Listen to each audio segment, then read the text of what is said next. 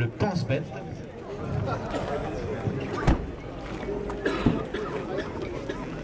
Alors là, on a affaire, alors d'abord bonjour. Bonjour et bonne année. Bonne année. Ton nom, ton prénom? Didier Dréau. Donc Didier Dréau, tu viens depuis quelque temps ici? Alors en fait, j'étais il y a 40 ans, j'ai fait mes études à Rennes et je suis parti travailler en Haute-Normandie et donc je suis revenu depuis 2 ans. Mais depuis 2 ans parce que tu es en retraite ou Tout simplement la retraite. Ouais. D'accord. Tu viens à tes racines? Quelque part, ouais. Bon, quelque part. Donc tu as une Alpine Renault, et je pense que c'est d'ailleurs, tu vas me dire, un des derniers modèles Alpine. C'est une A610, bon, pour les spécialistes, on va dire une D503. Ah oui. Et donc, elle date de 91, c'est un des premiers modèles de la dernière série. Voilà, puis qui s'est terminé en 95. Voilà. Alpine a mis, on va dire, la clé sous la porte en 95. On espère qu'un modèle nouveau sortira. On en parle depuis des années, hein. Je pense que Renault sortira un modèle Alpine dans très peu de temps. 2016 théoriquement. En 2016 théoriquement. Voilà. Donc là on a affaire à un des derniers modèles. Je rappelle que Alpine est né dans les années 50 avec Jean Redley qui a conçu les premières Alpines sur des bases de 4 chevaux. Et après a suivi l'évolution de la marque Renault pour arriver à ces modèles-là, assez bien finis je trouve pour l'époque, et qui était une concurrente des Porsche de l'époque, il faut bien le dire. Oui, oui, tout à fait. L'avantage de cette voiture, c'est qu'elle a été mise au point par Alain Serpaggi, et donc elle a... Alors Alain Serpaggi, c'est qui? Pour ceux qui ne connaissent pas. Un pilote chevronné. Tout à fait, qui a fait de la Formule 3, qui a couru sur les 5 turbos Maxi et qui faisait de très belles performances et qui reste encore dans le giron Renault puisque dans toutes les manifestations Renault, Alain Serpaggi est là. On le voit à côté de Regnotti, d'autres grands pilotes qui ont couru pour la marque Renault et Alpine Renault. Je vous rappelle que la marque Alpine Renault a été championne du monde des constructeurs en rallye en 1973 avec la fameuse berlinette qu'on le voit derrière, la fameuse berlinette qui a un passé en rallye exceptionnel, on va dire. Alors celle-ci, non, elle n'a pas couru vraiment en rallye, elle a fait de la piste par contre. Fait Le Mans en 94 ou 96, je me rappelle. Je me rappelle en avoir vu d'ailleurs, il y a une série Le Mans qui est sortie d'ailleurs. G qui l'avait fait courir et elle a fini au scratch quand même 7e. 7e au scratch, ça je ne savais pas. En quelle année tu dis? Dans les années 91, 92? Ou 94, je ne me rappelle plus exactement. Alors qu'est-ce que tu peux nous dire sur cette voiture? Alors, il y a longtemps que tu l'as cette voiture? En fait, c'est une voiture, j'ai resté une première main après l'usine, sachant que je l'ai achetée au SAV un an après sa sortie, et donc je l'ai depuis 22 ans maintenant. 22 ans? Elle était pratiquement, oui, c'est pratiquement une première main, on va dire. Une première main, oui, tout à fait. Et donc je la connais bien. Et pourquoi ce modèle? Pourquoi cette marque même? Tout simplement parce que j'ai fait toute la gamme.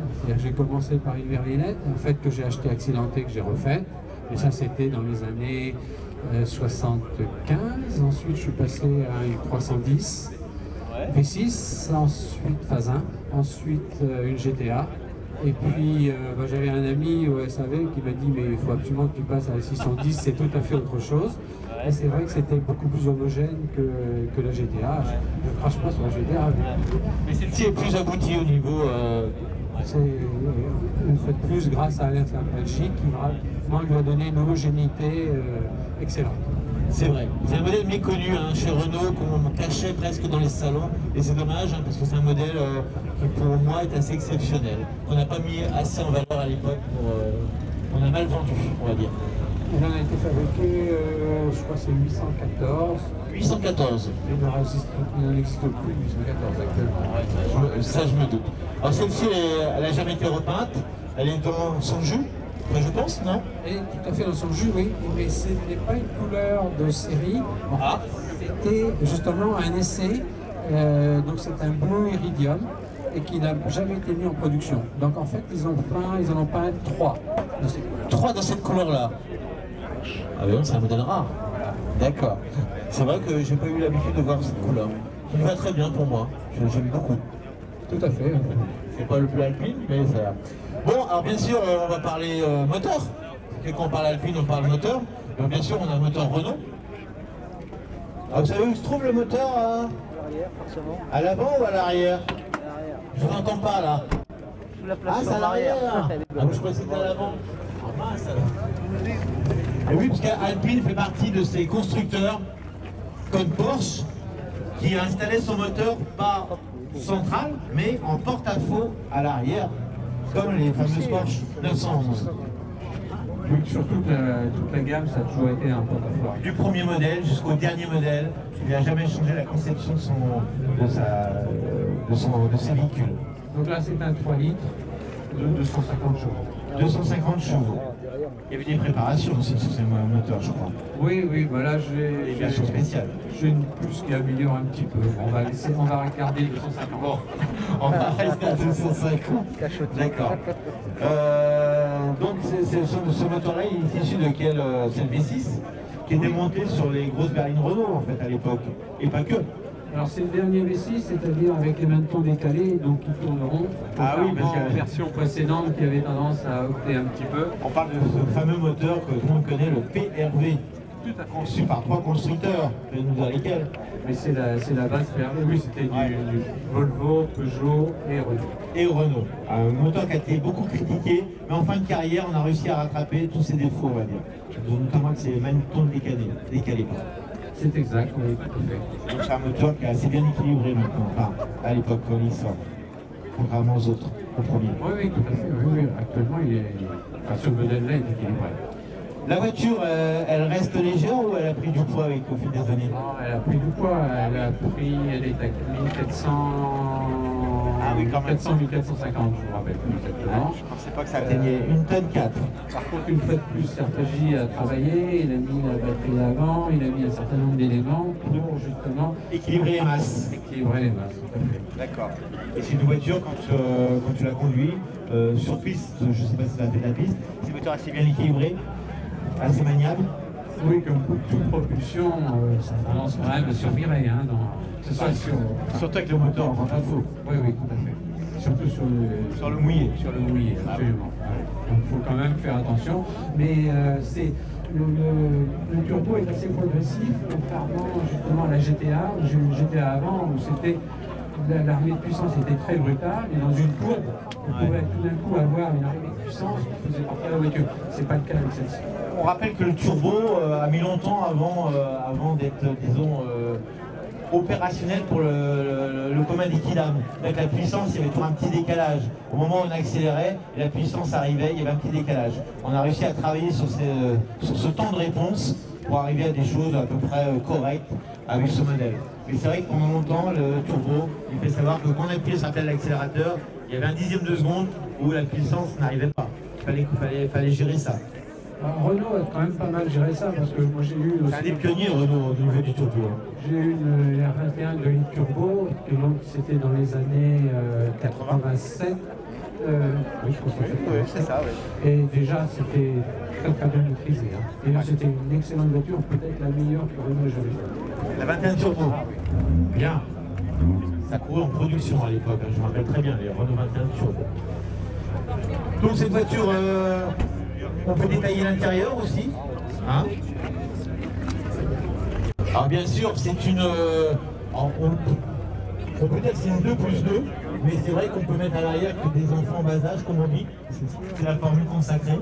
Tout à fait, Et donc c'est avant tout une 2 places hein, pour le monsieur et madame éventuellement, qui peut partager le plaisir. Au niveau de la qualité de construction, plastique intérieur, on a souvent critiqué les Alpines de ce côté-là, notamment les modèles précédents. Vous pouvez regarder, donc elle a 22 ans. Non, elle a 23 ans. Ouais. 23 ans, et les matériaux ont l'air en assez bon état. Il n'y a rien changé hein, à l'intérieur. Je peux m'asseoir à l'intérieur? Oui, bien sûr. Merci. Monsieur Samuel. Hein.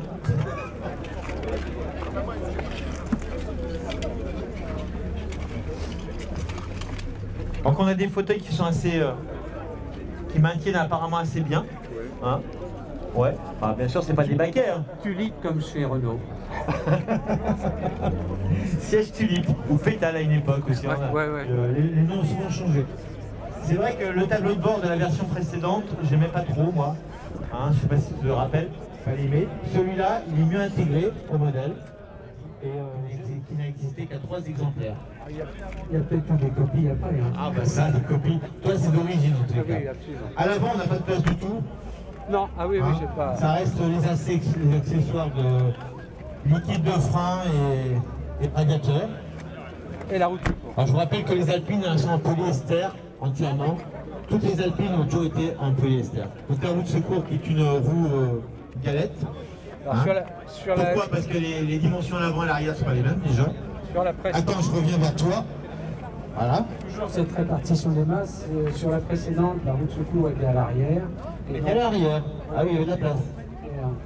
Et là, ils l'ont mise à l'avant pour justement toujours équilibrer les masses.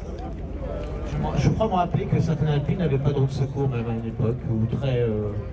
il y avait des bombes anti-crevaison. Là, je vois qu'il y a quand même eu un semblant de roue de secours. Ouais, ouais. C'est possible, oui. C'est vrai que pour la répartition des masses...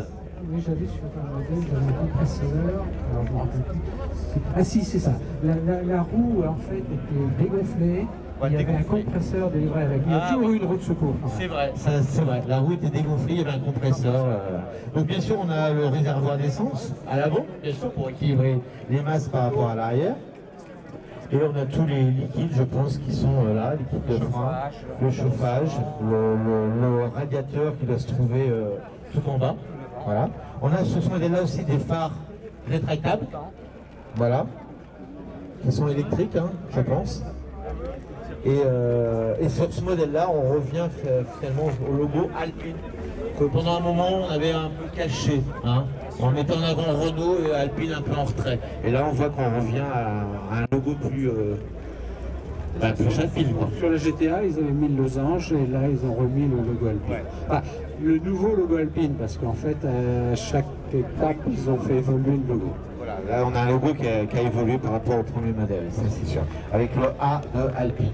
On sait bien sûr qu'en 2016, un modèle Alpine reprenne le flambeau de toutes ces lignées d'Alpine qui sont sorties depuis les années 50, hein, qui sont des véhicules maintenant assez recherchés. La marque Alpine reste un modèle à part dans la production française. Voilà. Alors là, il n'est pas de série de cette voiture, ou d'origine, pardon, on va dire. Ce sont les jantes, hein, qui sont les jantes, donc des jantes OZ, une grande marque OZ. Alors ce sont en fait les jantes du Speeder Trophy. C'est-à-dire qu'habitant à côté de Rouen, faisant partie du club Alpine de Dieppe, j'ai eu la chance de visiter l'usine plusieurs fois. Et entre autres, quand ils ont sorti le Speeder Trophy pour la compétition, ces gens m'ont tapé dans l'œil, j'ai dit bon ben je les mettrai sur ma voiture. Et ça s'adapte sans problème. Oui, tout à fait. D'accord, elle vend très bien la voiture, je trouve. Au niveau taille, au niveau couleur, j'aime bien. Voilà. D'origine, c'était quoi comme jante? À bâton? Plus souvenir. Alors il y a eu deux modèles. Hein. Le premier modèle en 91 c'était plutôt des ailettes et après voilà, des ailettes. En 93 c'était à bâton. D'accord, voilà. En tout cas, on pourrait dire aujourd'hui qu'on a eu pas mal d'Alpines. Hein. On avait 4 berlinettes, une qui est partie. Regardez derrière vous, elles sont magnifiques. J'en ai présenté une autre fois, donc voilà. On peut remercier à tous les possesseurs d'Alpine d'être sortis aujourd'hui. On va laisser partir monsieur, en le remerciant, en lui disant bravo pour sa voiture déjà. Des modèles comme ça, on aimerait en voir plus, et tous les jours. Et on va finir par une moto. Vous savez que j'essaie toujours de présenter une moto. Les motos ici sont les bienvenues. Pour partir en voyage avec des bagages, ça peut compliqué. Et donc on va laisser repartir. Si on est que deux, ça va. Mais c'est vrai, c'est le fait qu'il y ait absolument pas de place dans le coffre. Par exemple, pour mettre des sacoches, après il est parti. Il y a plus de risques. Ça vaut combien? Alors j'ai pas demandé le prix de ce genre de voiture, la fourchette à peu près. Une ficile à peu près autour de 30 000 € pour un modèle identique à peu près. Après ça dépend de l'état et puis des versions. Voilà. Bravo à lui, applaudissez-le, bravo.